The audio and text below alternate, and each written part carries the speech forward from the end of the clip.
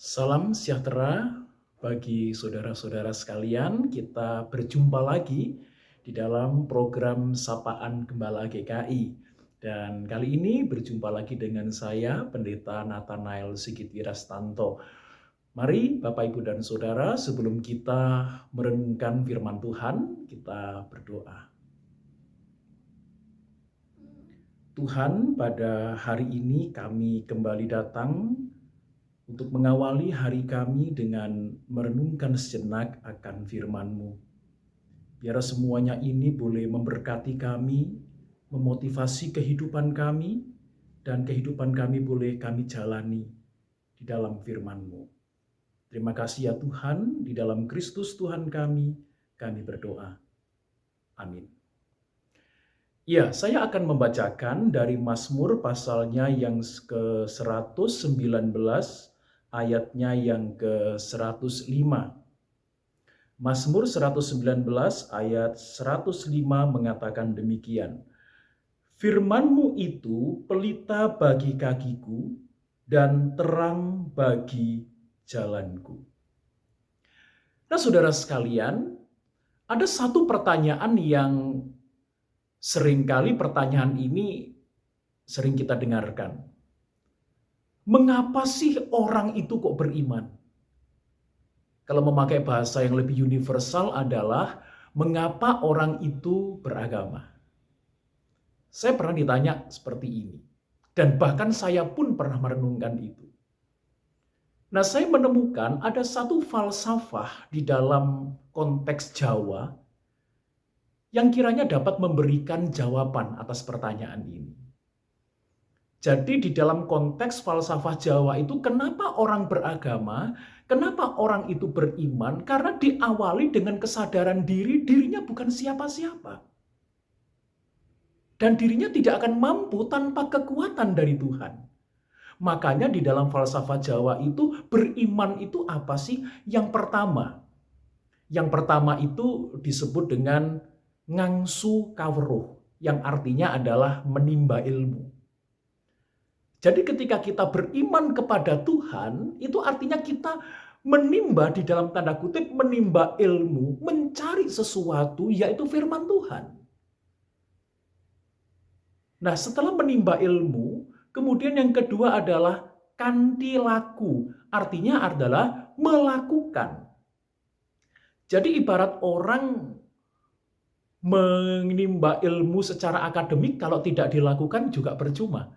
Sama dengan ini, menimba firman Tuhan, membaca firman Tuhan, belajar firman Tuhan, lalu kemudian tidak kanthi laku, tidak dilakukan, itu juga akan percuma.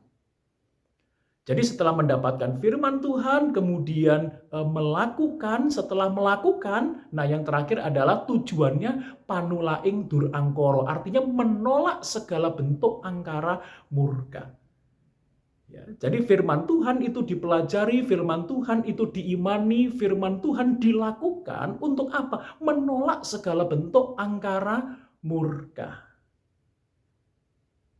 Nah, di mana kita mulai belajar firman Tuhan?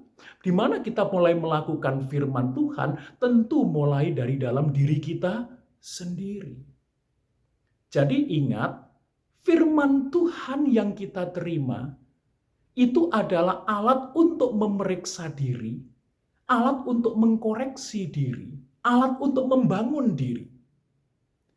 Firman Tuhan itu tidak bisa dan tidak boleh kita jadikan sebagai lensa untuk meneropong hidup orang lain, apalagi kita jadikan sebagai gunting operasi untuk membedah hidup orang lain. Tidak. Firman Tuhan itu adalah untuk membangun diri kita. Mulai dari kita, pribadi kita. Maka dari itu di dalam Mazmur tadi dikatakan, firman-Mu itu pelita bagi kakiku. Ingat ya, kakiku, bukan kaki kita. Kakiku dan terang bagi jalanku. Jadi kalau sudah ada kata ku, berarti ini adalah personal. Karena iman pun personal. Iman kan adalah panggilan personal, bukan karena ikut-ikutan. Karena panggilan personal tidak ditentukan oleh berapa lama kita menjadi Kristen. Karena itu iman urusan personal. Firman itu terang bagi jalanku, pelita bagi kakiku. Itu personal.